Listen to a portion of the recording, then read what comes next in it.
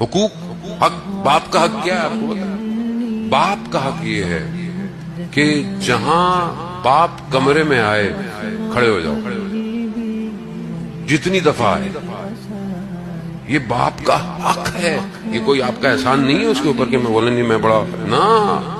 کمرے میں آئے آپ بیٹھے ہو کھڑے ہو جاؤ، باپ کا حق ہے. باپ کے آگے مت چلو، باپ کو انگلی کا اشارہ مت کرو، یہ امام نے فرمایا ہے.